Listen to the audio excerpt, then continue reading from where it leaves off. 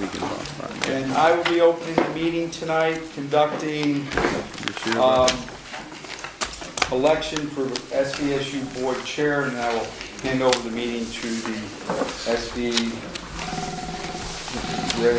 SVSU Board Chair. So at this time, I'm asking for nominations for Board Chair of the SVSU. I'd like to nominate Nelson Brownell. I'll second it.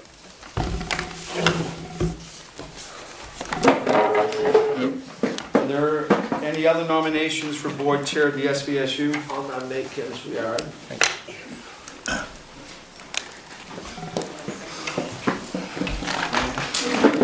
I do have ballots. Did anybody give a second? Oh. I'll second. Was there a second to I'll that second. nomination? Are there any other nominations for Board Chair? Seeing none, I will close the nomination.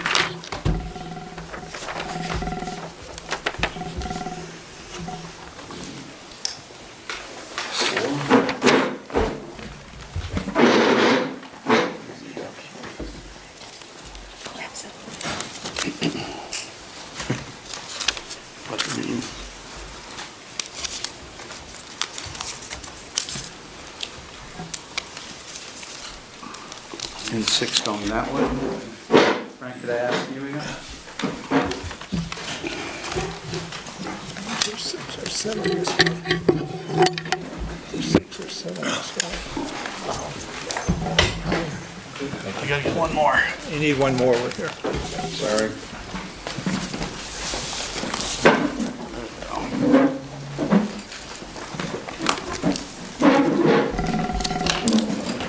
Okay.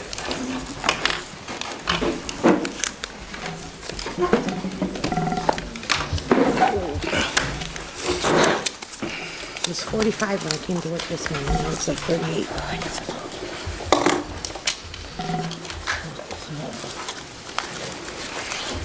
Hopefully not long. We have the ballots. Oh. passed. Oh. I'm just holding on. You got one more. Dropped thing. one. Got one more down there. Oh, we got. What got it? You got it. Here you go.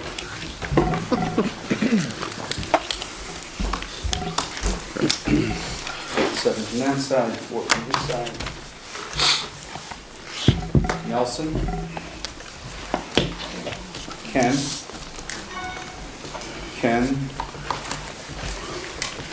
Nelson. Ken. Nelson. Nelson.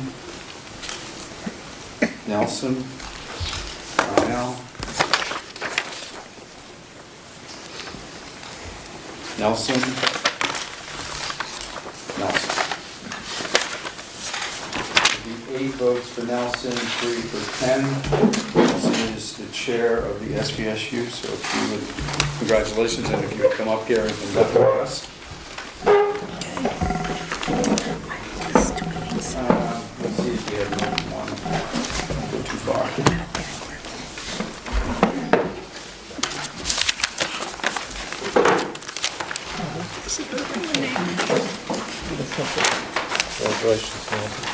Thank you.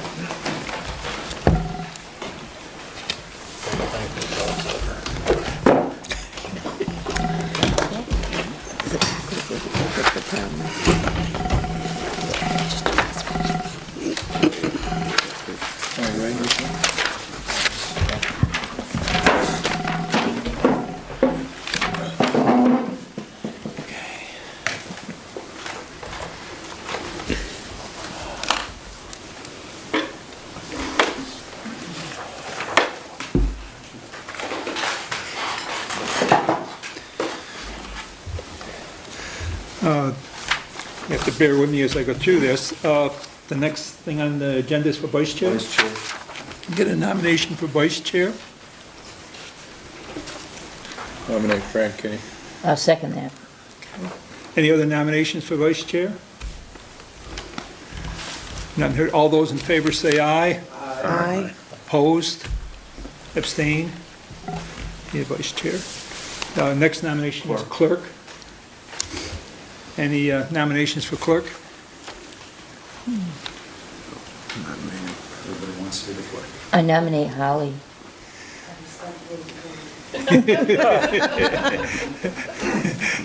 Well, in that case, how about Cindy Brown? I respectively. I can't spell.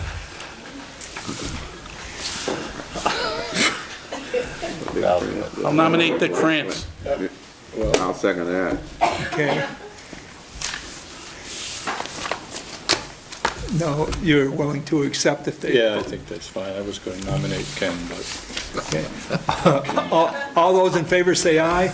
Aye. Opposed, abstained? Yeah, okay, all set. Okay. Is that, The rest, at the next meeting, you probably will appoint your committees. To these- committees and stuff? Yeah. Okay. Yeah, what I'll try to do is email out whatever those committees are so people can respond back to me with what they would like to serve on. Okay. With that, we move on to public comments.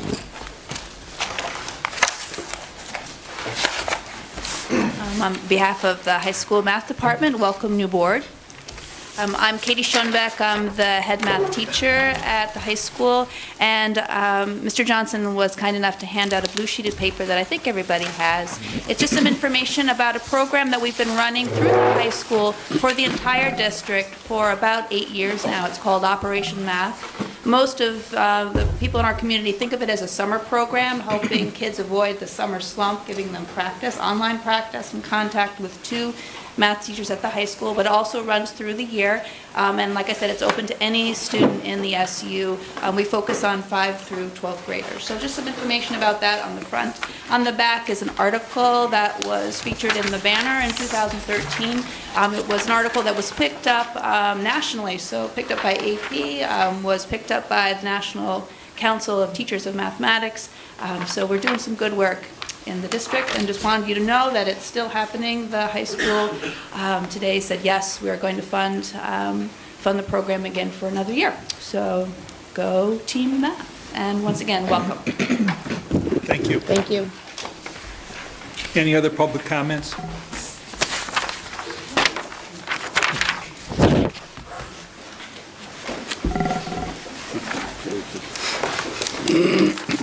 Good evening, Jean Connor from Bennington. I'm just wondering what the status is on the evaluation of the superintendent. The policy number 2600 has a whole timeline laid out for how the evaluation of the superintendent is supposed to take place. August was a key month where let's see, we'll review, clarify, and define short and long-term goals. The board will discuss with the superintendent evaluation elements, blah, blah, blah. So that should have happened in August. Whether it did or not, I don't know. Let's see, in April, which is next month, the SVSU chair shall appoint a subcommittee consisting of 1 member selected by each member board within the supervisory union. In May, the subcommittee members will perform an evaluation and review of the superintendent, and it goes on from there. There's a task, another task in May, and then the final review is in June. So I just wanted to bring that to your attention, that it's evaluation time, and I have a copy if you'd like it, but it is policy number 2600. Would you like my copy? Yes, No. you could bring it up to me if you would. I'm sure I can get it online, too. Oh, Got it. you can. That's where I got it. Okay, thank you. Thank you for your Does comment. anyone know what the status is? I do not know at this time, so I can't respond to that, unfortunately. Well, just realize April's your first deadline, which is, Yep, okay. thank you. Any other public comment? Hi, my name is Lori Mulhern. I'm a resident of Bennington. Welcome to new board members. I want to address a couple of issues, but I wanted to ask the board if you wanted me to do them as we hit the agenda item, as you're talking about it, or would you rather I just comment now? Go ahead and comment now, because Okay. then at that point, we'll have your comment, and when we discuss it, we'll be able to know what you're going to... Great, fantastic. First, I wanted to address the policy change for policy number 1020 to restrict the movement of school board members inside the schools. There was much discussion at the policy committee meeting. And as a parent, there is inconsistency in the supervisory union regarding access to buildings. And that goes from parents versus school board members, community members. It's different. In the BSD, we stand in between atrium doors, or at least I do, trying to get into a school, and I'm not allowed in the school until, to just pick up my child, they send him out. If you go down to Connell, you could probably walk in. MAU? No, you can't. MS, and, okay, I'm wrong there, I apologize. MAU, MS, and the high school, you can pretty much walk in. With the inconsistency, I'm wondering, how enforceable is a policy like that? Because truly, and to restrict a school board member, that kind of makes me feel little bells are going off, going, why? Because, and if a school board member is exceeding their role, then it's up to the superintendent and the school board chair to educate that person. It's not up to set a policy in the district about the movements of school board members. So that's one thing I want to comment on. And I know that it's still in discussion, so I'm just giving my 2 cents. The next thing I want to talk about is the new condom policy. There are so many issues that I have and so many questions that I was wondering who is it that I'm supposed to talk to, because I really wasn't sure. Talking at the policy committee does not answer the questions I have, because I have all kinds of questions regarding some more clarification regarding specially trained people, appropriate counseling. It's not clear. It's vague. If somebody has an allergic reaction, do we give them something else? If you're giving out condoms to the male population, why aren't you giving out the female condoms? I mean, because, it's all sort of, the way I look at it, it's really, the second you start doing this, you're going to run into something, and I'm really concerned about where we're going to go with this. And I didn't know if anyone here knew who I'm supposed to talk to. I know that Sean Marie and some folks came, and I get the point what they're trying to make, but I just wanted to ask some more questions. Okay. Do you wish to respond to that now, any of this? We got it coming up. Yeah, I don't want to belabor the point too much, but Yeah. we're still in initial discussions on it, and I'm still doing some research on it, but one of the things that we do know is you can't, from the age of 14, a female is entitled, without parental knowledge, to gain access for sexual health purposes. I'm not stating that correctly according to the law, but what I'm saying is that a lot of these things probably have to feed in, and then the designations of who would be the responsible person would come under the regulations, the administrative regs that attach to that policy, because Right. those people could change. Well, that's what I was wondering, what kind of counseling are they going to get? Because there's a lot of, emotional and developmental health issues in regards to health services that we have to be careful not to be providing so we don't overstep the parental role. So if you wouldn't mind, is there a way that I could contact you maybe, or what meeting do I have to go to? I'll answer that when we come up to the Okay, policy. thanks. So I'll move on to the next thing. I spent a couple hours reading the new audit, and I have to say, yuck. I don't know if there's any other word. I had thought that we had really great financial oversight. I had thought that we had internal controls. Clearly, I was mistaken. I don't think everyone gets the point that if you don't do this right, you will lose these funds.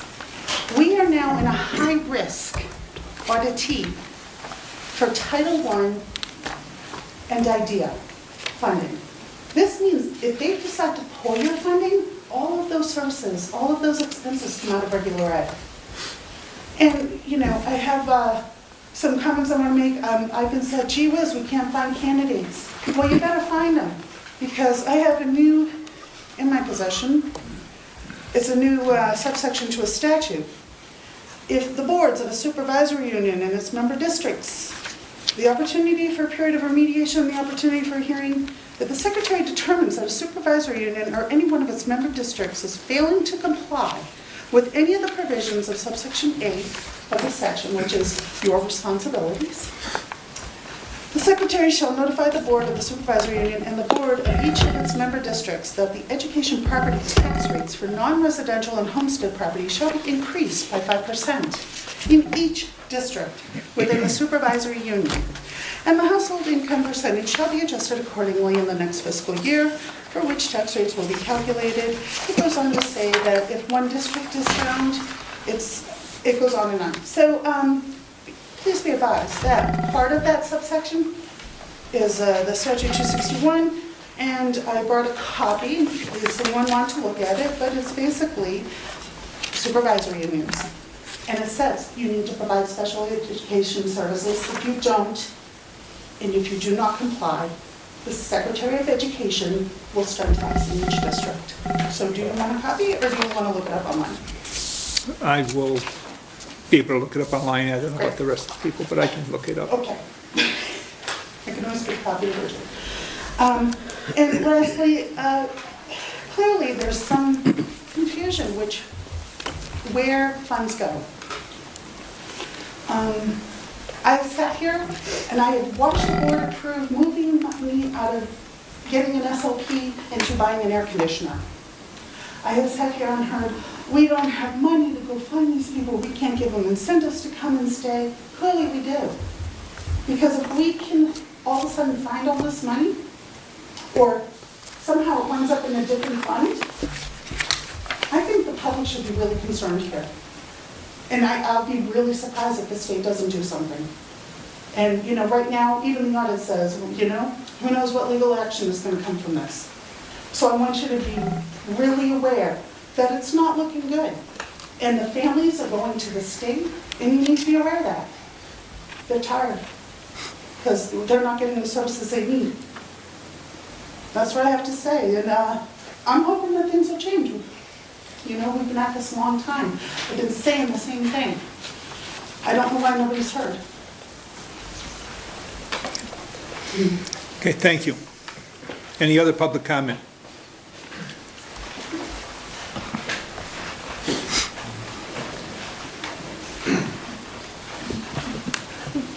Good evening. My name is Jeannie Jenkins. I'm a resident of Bennington. I want to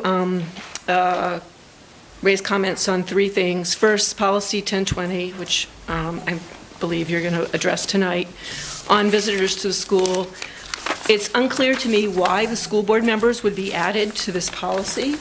The school board is responsible for hiring the superintendent and the principals, and I do not understand why it would then become the principal's job to decide whether school board members could come in and visit classes. It feels like I want, as a member of the public, the school boards to have very clear access, easy access to our schools. And I'm wondering what prompted this change in policy. And I know that we have both the former, I mean, they aren't re-elected, but the former chair and vice chair of the policy committee here, and I don't know if you want to address this now or if you'd like to address it at the policy committee meeting, but we're going to talk about it later. okay, but it does feel like that's a very, very drastic move, and I think one that makes the public, which elects you to this board, concerned about oversight of our schools. Second, I've requested at the policy committee board several times to know who is truly on the policy committee and to have that published somewhere on the website, and perhaps it is, but I cannot find it. And it seems to be a very large group of individuals who are affiliated or not affiliated with the board, and it would just be nice to know who's official and who is actually there as a visitor. And last, I just want to reiterate Policy 2600.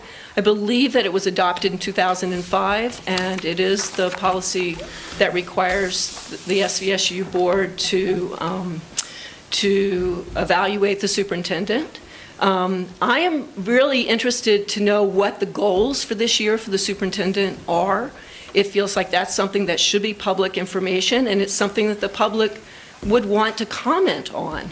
So, I think seeing those goals and if the timeline, which does seem problematic, is not a good one, then I am wondering why in all these years the policy has not been changed to address any problem with new boards coming on and then immediately needing to evaluate a superintendent that they may or may not have worked with.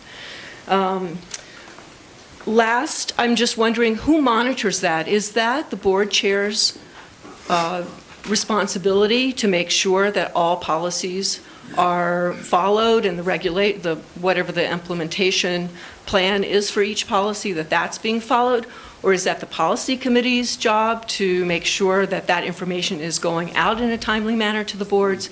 I don't know which way that's supposed to work, but it seems not to be working. So if we need to have a policy on how policies are disseminated to boards, then maybe that's another one to add to the list. Thank you. Thank you. Any more public comments?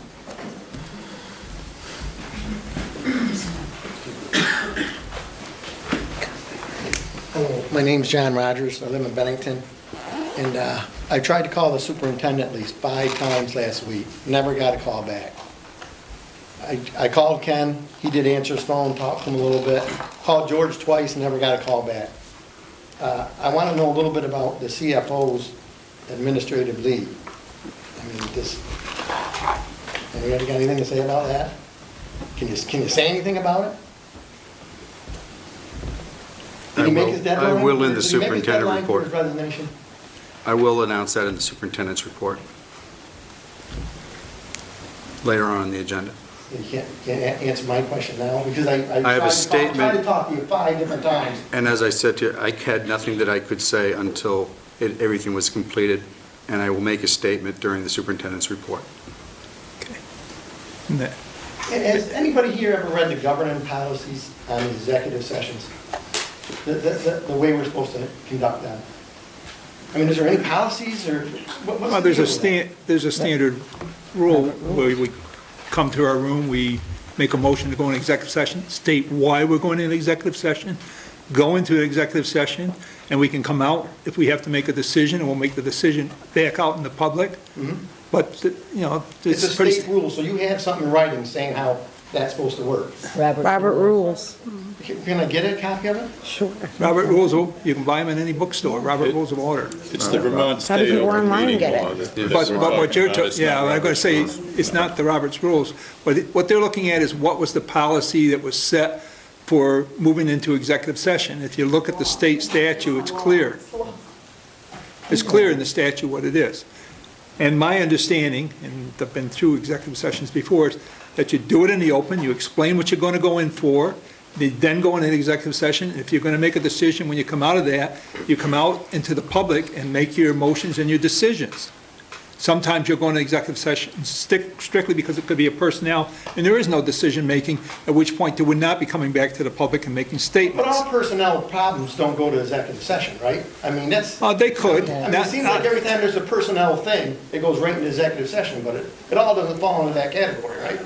Well, no, Anytime we discuss personnel. there could be executive sessions to do with some financial contract, which we could go into an executive session for. There's several things we can do. It seems like we use it often, and it seems that it shouldn't be used so often. Well, I would hope, as chair, we only go into executive session when we have to meet the statutes. So, But I do want to state that I called central office 5 times and talked to Mary Lee. Could not get a hold of you. okay, thank you. Any other public comments? You got some more? Well, just a little one, because I pointed out to the board before that, we're supposed to warn things 5 days in advance, and when the agenda is changed within that timeline, it's not exactly kosher. You can't really do it. And also, repeatedly, requests have been made for anyone bringing documents to the board that they be published on the website or available at the meeting, and this is still not happening. I mean, time and time again, we're all sitting here, we're all going, gee, I wonder what they're looking at, because it certainly wasn't warned. And then it's brought here, and then of course it has to have action done the same night. So I don't think you guys get a chance to even read it, and yet you take action on it, which is really frustrating for me. I don't read if I don't read it, I don't go with it, I don't sign it. And I see it done all the time on a recommendation from somebody. You know, I don't know if you know exactly what you're going along with, if you haven't had a chance to read it or Well, anything. let me So- respond to, because I've been here for one of those meetings. Basically, you have a lot of committees that actually perform functions where they are public open meetings, and they'll discuss in detail some actions of what they're going to do, whether it's a position or other things. They then come to this board and make a recommendation, and usually they summarize what they did at their meeting. So the total details aren't out there. And then this board will vote on that and make a decision whether or not to approve or not approve it. So, and sometimes it'll look like to the public that's watching that it hasn't been discussed, when in reality it's been discussed in detail. It may have been discussed by you, but it wasn't available to the public. It's a The public, thing is- slow up, wait until Okay, go ahead. you gotta listen carefully. I said it was done in a committee, that was a public warned committee meeting, and it was done in the public. It was May have done- been, but it wasn't on that committee's website either. It's not in the folders. The documents are there. How many times has the personnel committee met? Well, maybe last year they met. How many times has the food committee met? Try and find some documents, because I'm not finding them. Well, I've said. They're not there. And I can't answer that, because I go to some of those other meetings and I heard in detail some of the discussions. Well, maybe you're one of the privileged few. I don't know. Well, Because I I get- don't get Cat TV. I don't subscribe to the newspaper. And so my only source of getting information is by what you put on the web. And if you're going to Well- properly warn everything, it should be available. Well, I think all these meetings should be warned on the web. I agree with that. They should be up and posted, so when they're meeting and scheduled and so forth, and I don't know if all of them are or not on the website, but we can work on that. But the other thing you should understand is, all meetings don't have to be warned 5 days ahead. You can have a special meeting that's within Absolutely. 24 hours. I know the meeting law. I wish Okay. everyone else did on the boards, because that would really save a lot of these people. Well, I'm hoping to make those things more clear and make sure that we follow those guidelines. Me too. Thank you. Okay? Any other public comments? Move on. Okay. With that, we'll move on to the audit presentation. You have the audit before you. It is in draft form. It needs a motion to accept to make it a final document. Has everybody had a chance to look at this in enough detail that they can make a motion on it? So moved. Second somewhere? Second. Any discussions about any part of the audit? None heard, all those in favor? Nelson? Yep. Only because some just got it tonight, might it not be proper that if we take it tonight, read it, and then put it down as an item for next time? I don't have any questions, only because I haven't had a chance to read it, but whatever the majority goes with, I've had no It was problem. online Online. with the packet, so it was before tonight, and the issue that finance is telling me is this has to be approved by March 31st. So we got a problem. It's not in the packet. Okay. Well, It is, some of you have received it in the packet. okay, I'm not going to get into the details whether it's there, because I know somebody earlier said they printed it out. Somebody else said they printed it out from the packet. Now, I know some people might have access with different type devices. With that said, there was a motion in front of us, and it was second, so I'll call the motion. All those in favor say aye. Aye. All those opposed? Abstained? The aye, three abstentions. Four? And the ayes have it. So carried. Yeah, Okay, it's online. moving on to financial operations related treasurer's report.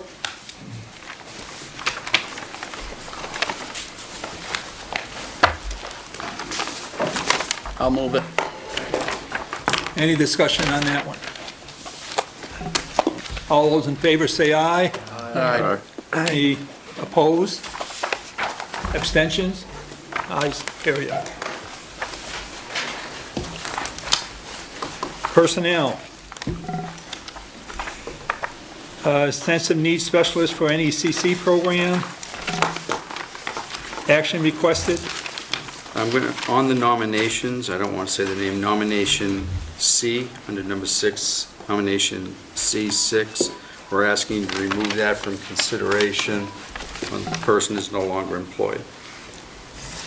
That's, There is one correction on the agenda.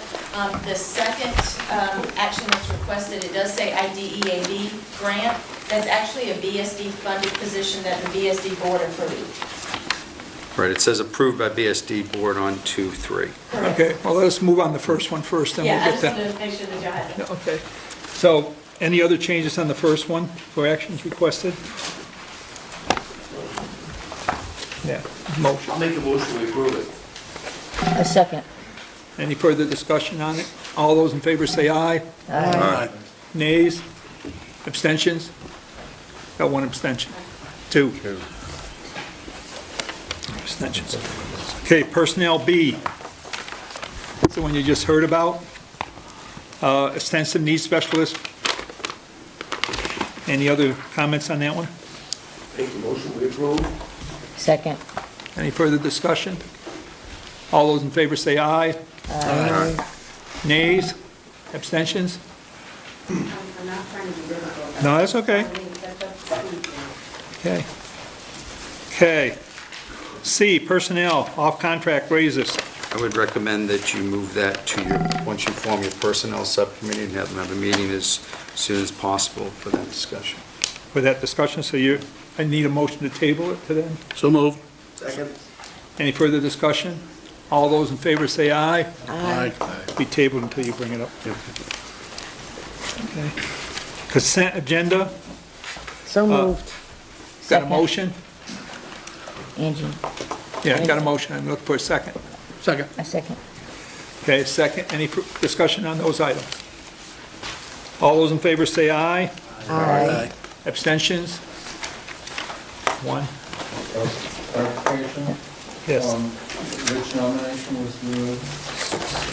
C was, under personnel, C was what table?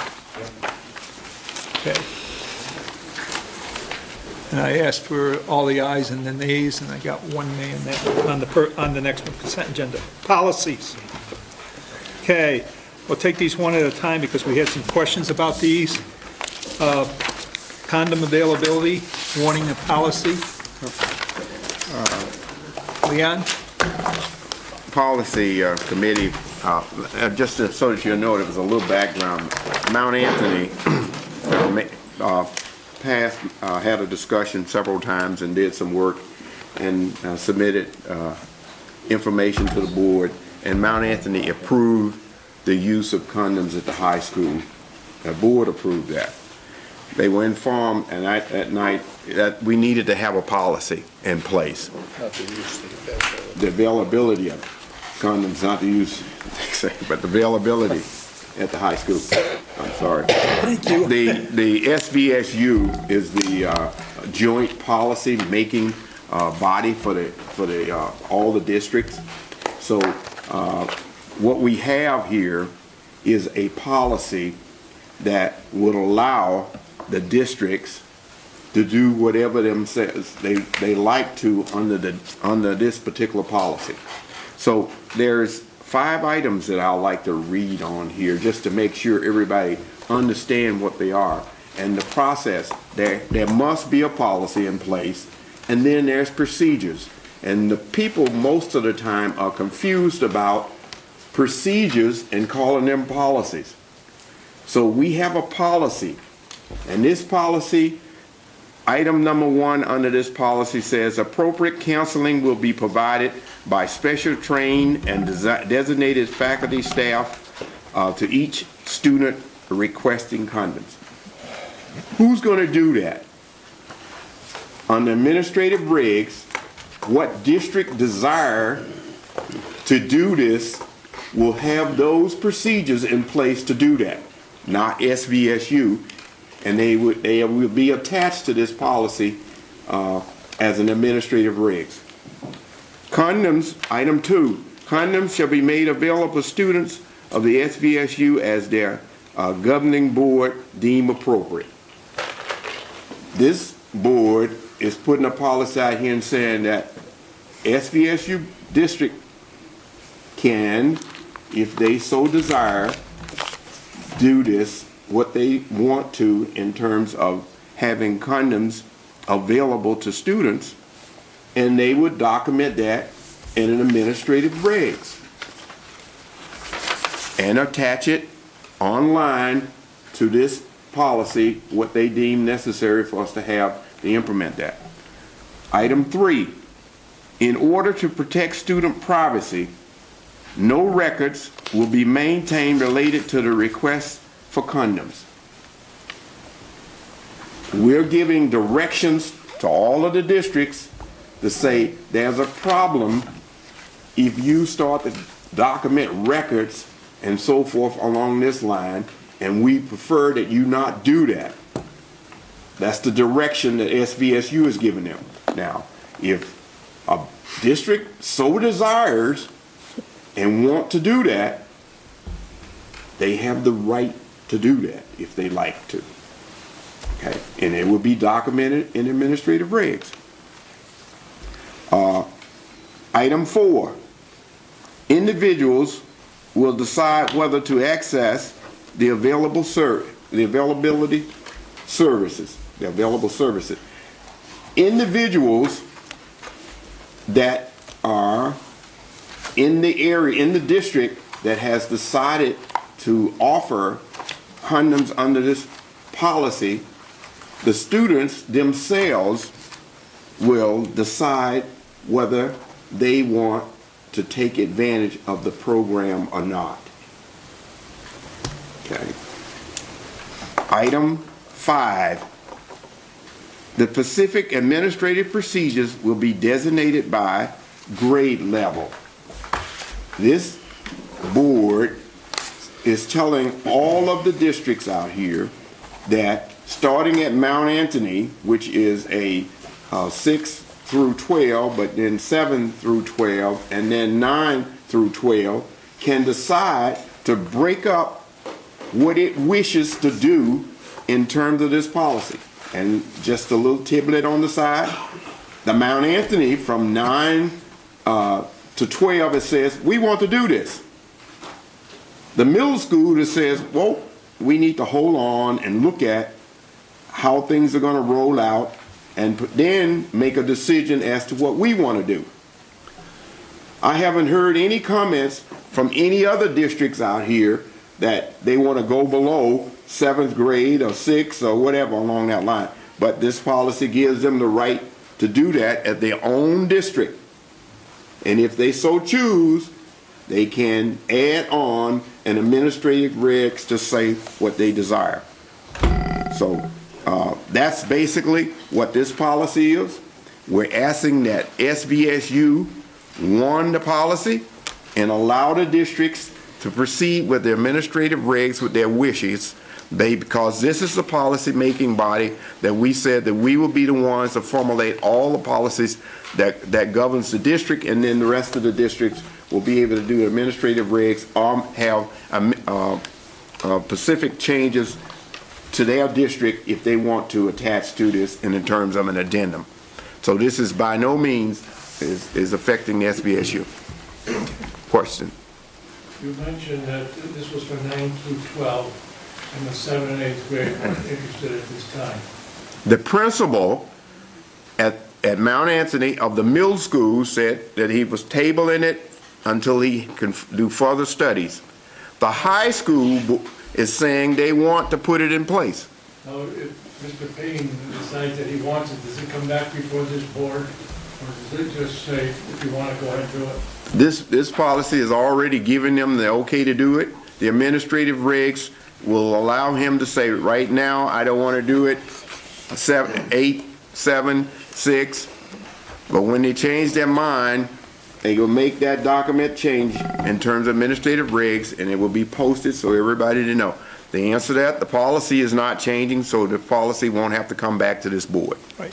The answer, I think, to your question is that it has to go to the MAU board with their approval to allow 7th and 8th. He'd have to come in front of that board because of the reg.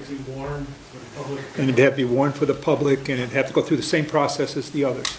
And you mentioned the did that include the 6th graders?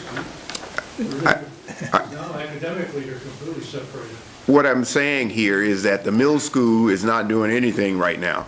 And so it would be, Freedom, they have to do what they want. we wouldn't, that's correct. And they wouldn't just do it without having discussion. We had a lot of discussion at Mount Anthony level. And then the decision was, wait a minute, we want to hold off on the middle school. Most neighboring states where you're from in Massachusetts go 7 through 12. So this is the policy. The administrative regs come out, and if they're not what people desire or the school desire, they can make sure that they change it and discuss that at the individual boards and not at the SVSU level. Leon, a hypothetical question would be, this goes to all the boards. For example, let's suppose Shasberry, North Bennington, whatever, elementary board doesn't go with it. What does it do to that policy? What do you mean don't go with it? Doesn't approve. Okay. It goes to all the. Let me try to answer this, because here's this policy is only allowing the other school boards to go in front of their districts and ask for whether or not they want to do it. That's whether or not to hand out. It's not that we're saying you have to and you have to, you have to. What we're doing is giving them the authority to make statute of their own or make their own decision. Right. And then come back and ask their appropriate board. Their board would have to approve it. In other words, if it was Shasberry, Shasberry's board would have to approve that. Okay? All we're doing is giving a policy that allows them to write their own rules and regs underneath it. And That's what this policy is. It would come back under administrative regulation instead of having to change the policy. I'm sorry, I didn't mean. Right. No, that's fine. I want to make it as clear as possible so people understand that this board isn't authorizing what MAU is doing. We're giving them the right to have that change. Right. Well, not to be belabor, but I don't think you answered George's question. He asked if a Shasberry board voted it down, say 3-2 down, they don't accept this policy, does that affect all the other ones? Oh, the policy. It doesn't kill the policy. We've had some policies out here that have been on record and been in the process for 6 or 7 years we were in place. What you're asking here is that this is a SVSU policy, and it become one and approved by all of the SBS member districts. So if BSD does nothing, everyone else decide to approve it, we'll continually work with BSD and ask BSD, why are you holding up a policy that everybody else want? Give us the reason why. It's not affecting you whatsoever. All you're doing is just holding up something that everybody else want. And that's not the right thing to do. It's your privilege, though. Okay? Does that answer the question? Okay. I have a motion on the warning the policy. Second. Oh, I thought we had it already. Did we already? I'll move it. I'll move to warn it then, if we don't. Okay. I know we talked about it, but I didn't hear it. Okay, any further discussion? All those in favor say aye. Aye. Any opposed? Any nays or abstentions?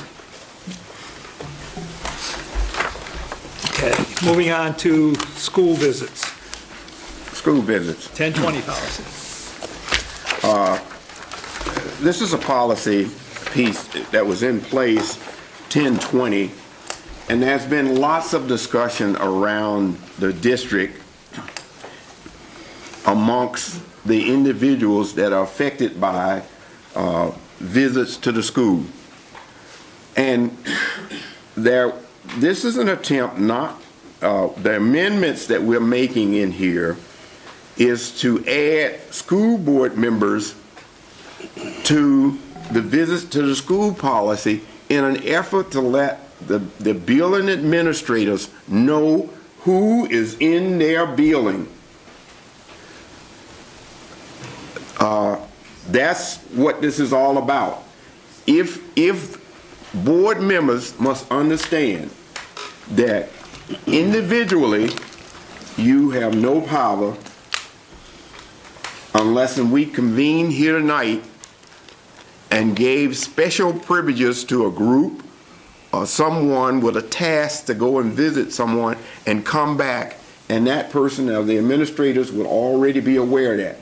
You have no rights to just walk through the school without being noticed or on records that you are in there. And that's what this is saying. All it says is an item below, well, in the top, we wanted to make sure that this policy served the public and its school board members. So we're not censoring any school board members. We're saying that you need to let someone know that you're in the building and your nature of what you are going to do in the building. And if something is going on inside of the building and you are not required to, and maybe cause disruption or something on the building, then the principal has to wait. We're having a concert or we're having a special list. You probably want to not intervene into that. That's all this policy is doing. Now, the hard part of this, and I'm going to bring it up, is the administrators in the buildings and the teachers are real reluctant to say something to a board member that walks in the door and say, I'm trying to get a job done and you're interfering with that. They're not going to say that. So we've had lots of information being brought about that's saying, wait a minute. And this is in all the districts. Someone just walks into the school and I want to hear this, or I want to understand this, without being signing in. Somebody may walk in the central office, go to an office and say, I want this, I want that. There is a process by which we can acquire all the things we need as a board. The single most important job that the school board has is to make policies and make sure that it has implemented procedures. And if we do all of that, I don't see any reason why we have to act individually on anything if we do our jobs. Now, and again, the policy can say that we're going, and at the board member level here, if we were to say at SVSU that we need to visit Mount Anthony, we need to contact the principal or the superintendent says, let's go to Mount Anthony, and Mount Anthony is aware that we're coming and for what purpose, and that'll happen. But for someone to just walk in the door and bypass all of the guards that we have in place, and people realize that you're a school board member, and it's, well, the purpose. And it affects me a lot because I'm an official. I go to schools to officiate gangs, and people say, well, you're a school board member. I'm not here for that. I'm here for another purpose. So I'm not signing in for that. So that's what this is about, and we wanted to bring this attention to everybody. Now, whether it passes or not, but board members need to be aware of the implications that you're having once you enter into the buildings and start doing and intervening as an individual and not under the directions of the board. That's what this is. Yeah, I'll add one thing to it. Basically, board members come and go. Sometimes people know that, sometimes people don't. Do you want people walking through your, forget that they're board members or anything else, do you want people walking through your front doors and not following a policy where they have to check in before they go anywhere in your building? Who knows who will walk through your front door? And I think board members should be treated the same way as everyone else so that they know who's in the building. It doesn't necessarily, I don't think there's policing that says you can't go and you can do this. I think it's more for information on who's in the building, and I would think if I went in the building, I'd want to ask Well, in some cases, where I'm going, and the other things would be, would I be disturbing this class if I go there? I think that's only proper manners and even handling yourself when you come into a building. You know, I don't know how the other schools handle it, but some schools now have doors that are locked. You can't get by the secretary office without getting into the building. Is that really where we want to go? I don't think so. I think our approach is very simple to begin with. Come in, sign in, do your thing. And if it gets beyond that where we need something else because of something occurring, then we'll deal with that. This is just simply asking for a very simple thing. Go sign in. It's not saying you can't go somewhere. No, it doesn't really say that because the word permission is in there. So if I go up there and I want to sign in and they don't give me permission, that's, what you're saying is not correct. So when if I visit a school, I'll call the principal up a day or two before and say, is it convenient if I come in Friday at 10 o'clock to visit the school? And if they say no, they say no. Because like you say, we have an Easter procession or something like that, we can't have you. I think common sense, that word permission doesn't sound very good to me. I think two adults, a school board member and an administrator, if they can't have a meeting of the minds, talking over the phone, understanding that, you know, I don't like anybody just walking into the door saying, I'm here, I want to walk around. That doesn't make a lot of sense. The policy, But the word permission doesn't belong. the policy covers more than board members. But for board members, Yeah, but you shouldn't have community members and board members in the same category. I would say everyone. Instead of saying either or, I would make it clear that anyone coming into the building must first go through the proper channels to get in the building. So I wanted to make sure we got the information down from somebody, and we'll take that back. I mean, we're wanting a policy. We want to know what everybody's thinking. So I've heard two things here. I would take permission out. And the problem, where are we? Permission's down to number 3. Number three. Okay. And two board members in a category by themselves. We're, granted, yes, we are community members, but we're... Are you, So are you a board member? Yes. Yes. Is he a member of this board, SVSU? I'm an alternate, yes. Okay. And are you being an alternate today, covering for someone? I just want you to be recognized by the chair before you speak, that's all. So, two things. One is a question with permission, if it were to stay in this policy.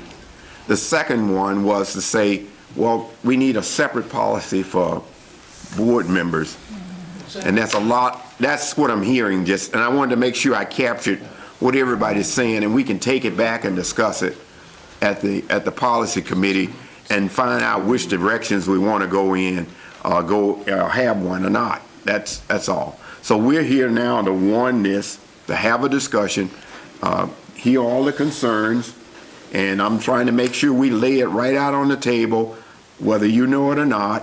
As an elected official, when you walk through the door, it has implications of your being there. And the stress, the part that you're failing to understand is that no administrator is going to say, you can't go here, or no billing operator is going to say you can't go here, even though they may not want you to go there. And so you need to be aware of the fact that if the board didn't send you there and something happened, you're not acting as a board, you're acting as an individual. And there's liability and consequences associated as an individual and not as the board. Cindy? Okay, Pownell, a few years back, had that problem with a new board member. He constantly would go into the school, throw his weight around, as many times as we told him, united we stand, divided you fall. Obviously, he didn't understand that, but he intimidated the teachers. He went in at any time he wanted to. He started commenting and trying to change what they were doing, and my phone rang off the hook, and I had to sit him down with the superintendent and say, look, this is not your job. When you're alone, you are an individual. You are not a board member. I think this policy kind of sets the tone for that. And we just got a new board member on our board this year, and we explained the policy to him, and we're fine with it. It's not saying we can't go in, but I don't think the individual board members should be allowed to just walk in and Leon's right. Teachers look at board members totally different than they would a parent or something. And I agree with this policy. I think it helps. I just wanted to say, we can move it forward. All we need to do is warn it here. We've heard some of the comments. We'll get more comments back as it passes through every board in the system on warning. Is that a motion to warn? And I thought we did already. I'll second it again. Then I'll warn. Okay. Last comment. My problem with the, I don't have a problem with board members going into the school. In fact, I think they should. The problem I have is some board members will go to teachers, and what ends up happening is it undermines the job of the principal and or the superintendent, and that's what you have to stop. The principal in the high school is the boss, not teachers, not anything, and I don't mean that in a bad way. The principal is the boss at the school. The superintendent is the boss of the principals. He evaluates them. The teachers are to evaluate, or the principals are to evaluate the teachers. There is a protocol, and I suggest we do that. And I have a real problem with when I hear from administrators that you have board members in there undermining, it makes it real tough. And I've heard this from the CDC also, making it real tough for the new principal that's over there. That's not fair to her. Absolutely, that's criminal as far as I'm concerned.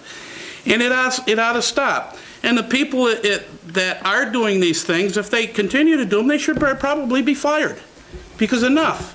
I've run enough businesses, and when I'm the boss and I tell somebody to do something, they do it or they don't work there anymore. That's the way it is. That's the way it is in real life. And that's the thing that's got me frustrated, and I'm glad we have a policy. Board members cannot act alone. You're only a board member when you sit here at this table and you meet at this table and do things. But if you're going to literally undermine anything a person is doing, and we have to evaluate, the superintendent does, she can't do her job, or he, whoever is the principal at the time, that's not fair to them. And you wouldn't want it done to you, yourselves, I'm sure. That's all I got to say. Thank you. Okay, any more comments before I call it? All those in favor say aye. Aye.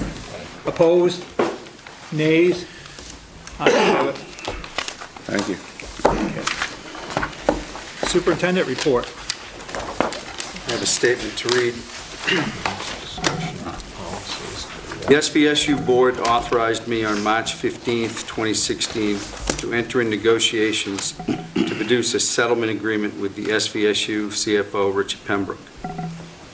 We received Mr. Pembroke's letter of resignation on Friday, March 18th, 2016, which was contingent on completing the settlement agreement.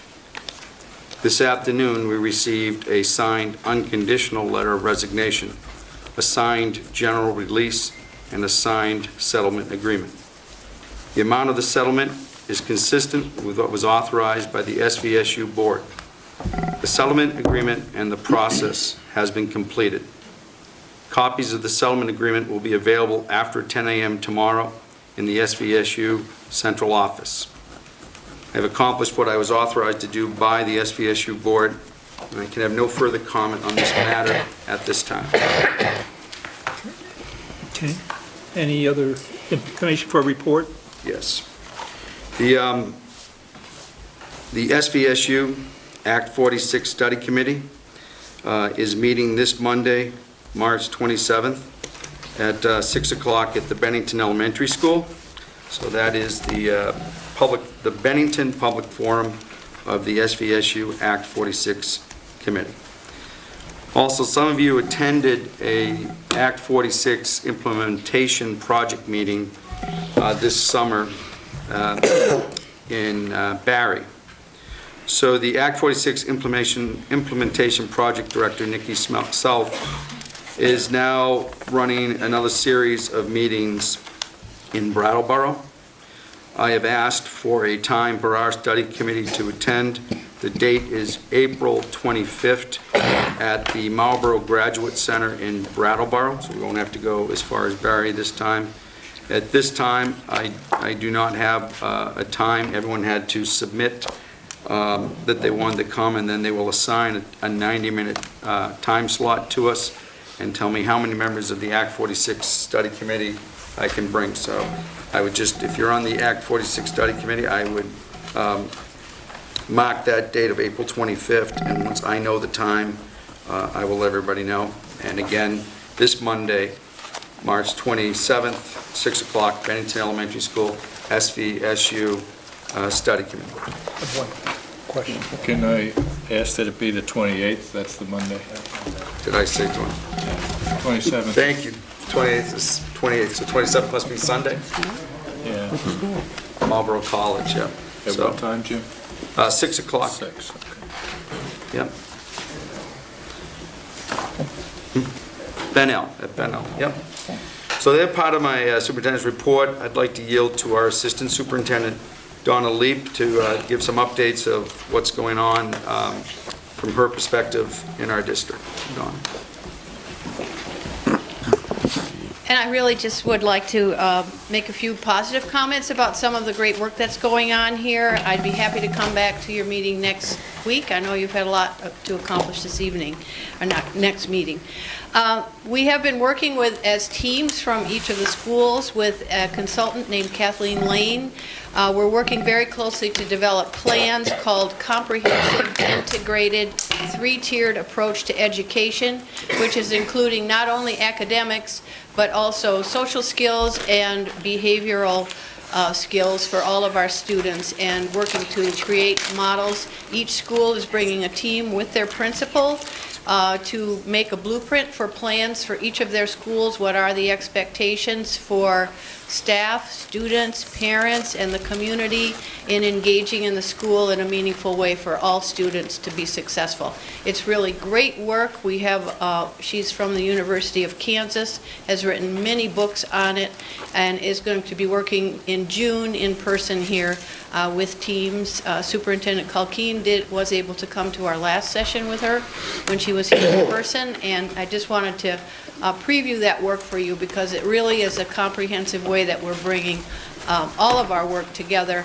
under one guideline so that the expectations are very clear for every building. It's really great work, and I think the teams are appreciating that effort. It's SBAC time again. I would just update you and say that we have many of the efforts in place because we started that last year, and it's going much more smoothly, and it will be an open window from now until the end of May. So schools are in process of doing that at this time. Several of our tech members have gone to look at Infinite Campus and more effective ways that we can use that for collecting all of the information on our students and having that be more accessible to all of our school administrators and staff, so that they can more effectively use assessments and information on every student to improve their education here. And just about early childhood, because that impacts all of the students in all of our schools. Kate Abbott is working on enrollment in our new 3- and 4-year-old programs throughout the community. She's doing great work, not only implementing the work for 3-year-olds, but also creating a transition plan for kindergartners. We heard from many parents and community members that the communication was not very clear about that process, and so she has made a beautiful brochure that she's going to send home to parents that really details all of the dates of activities that are available in each building, and the process for entering kindergarten for every family. So it's some really good work going on. Thank you. Great. Thank you. And that's it. That's it. Yes. I missed one thing on the policies. Could I go back? No. Just Okay. Any other business before the board? Yes. I missed one thing that on the policies, and I wanted to make sure I answered that. And I did at one of the meetings on the SVSU website. The design and the location of policies are under the title or the subtitle About Us. And under that, there is a procedure that says policies and procedures. There's a title. And when you go in there, the policies are broken down in the various sections. The policy that allow us to do what we do and agree in the whole district is policy 1000, community relations. So, and then behind that, as a policy 2000 series administration, there's a policy behind that as 3000 series business and non-instructional. Behind that one, there's 4000, which deals with personnel. Behind 4000 is 5000, that deals with student issues of students. Behind 5000 is 6000, that deals with curriculum instructions. And behind 6,000 is 7,000 that deals with the operation of the board of directors. And so we made attempts to put all of the policies under those particular categories, and we try to make sure the policy committee go out and review and document these changes and so forth. We have a lot of policies. So I have a hard time going to try to say, let me find what I'm looking for, because there's so many policies out here to try to cover everything. So it wouldn't surprise me that if you wanted to go and look and you didn't find what you wanted to find, because there's so many, but if you go to those titles and then start to look under, say, administration in 2000, what policies we have out there, and then it lists all of them subcategories under that by number. And then we have the administrative reg. So I just want you to realize that SVSU have a policy website, and those policies and procedures we're trying to attach the procedures out there as well to go along with the policies. Okay, I think that's all I wanted to cover tonight. Okay. Ken? First, I called Vicki yesterday up at the SBA and asked her about sending someone. And she says she just doesn't have anybody down for experts. I thought it'd been nice to have someone with a lot of expertise. I got the same response from her, no one to send. Still batting zero. On April 21, there's going to be a VSBA-sponsored information for negotiators on VHI's new plan, and how they should work with negotiations with teachers. So I'm wondering that the negotiation group and the parents are working now. That's at Manchester Elementary School from 6 to 8 on June 21st. This is different than the other one. That one's sponsored by VHI. This one is VSBA negotiation strategies. And I have since that the case is over now, the settlement is all done. I think we appreciate a report at the next meeting of the total legal fees for this case, starting with the complaint and the investigation and then the hearings and all the legal fees and all that. We can come up with a dollar amount for the next meeting, not just, saying $5,000, but, how does that $5,000 come about? Appreciate that. Okay. The other thing the board should do, I know that the person has resigned, but we as a board should thank Rick for all the times and all the work that he's done for us. It's regrettable that he's gone, but I think we should thank him because he served many years for us.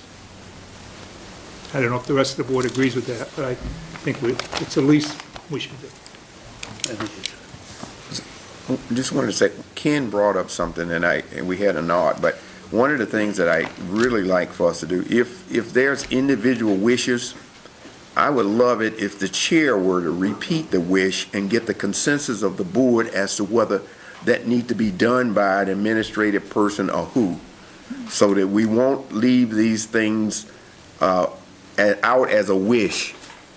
Okay, so he just made some requests, and I hope everybody feel the same way and want to know that, but the board needs to nod and okay that request. Thanks. Okay, basically, There was information that he provided us to do with the Vermont School Board Association meeting and the Act 46 information. That the information that you were requesting was the cost involved with the latest legal issues that was in front of the board. I guess if the board wishes to, I guess you're looking for a motion to have that information presented to the board, we can do that. I don't want to throw a wrench in the works, but under other, it's not warned us, so a motion is improper, I think. Sounds true to me too, because it's supposed to be on the agenda. All right, what we'll do is take it under advisement then, and then at that point, at some point, if the board wishes to add it to the agenda, we'll add it to the agenda and follow through. As chair, you could always add it to a future agenda. Yes, okay. Would you add it to the agenda for next meeting, please? I'm going to check into a couple of things, because it being legal, I want to know what we can do and can't do. I think there's some things where we can find out the cost. I'm not sure if we can find out details. I think if you want the Bennington School District to pay 70% of those bills, that we should know what the bills are for. Oh, I agree with you. It's in the format that they will be provided is my concern. You know, one this day, one this meeting, one the next meeting. Oh, no, I'm not talking about that. I want them all at once if we're going to do it. Don't get me wrong. All right, I'll talk to the superintendent, because there might be a time involved in gathering and so forth before we add it to the agenda. Okay. Anything else? Or nothing more? Well, shall we? Who writes the letter? Yeah, the clerk would write the letter. The clerk. The clerk. Put it, thank you. Thank you. Was that a motion to have the clerk write that letter or something? Yeah. I think it's a sense of the board that we have the clerk write a letter. Okay. And, all right, and that has to come to, That's not a resolution. We don't have to have a move motion. for approval. Just Well, Bring it back to that. It's the sense of the board, and I don't think there is. Yeah, the sense of the board wants to do it.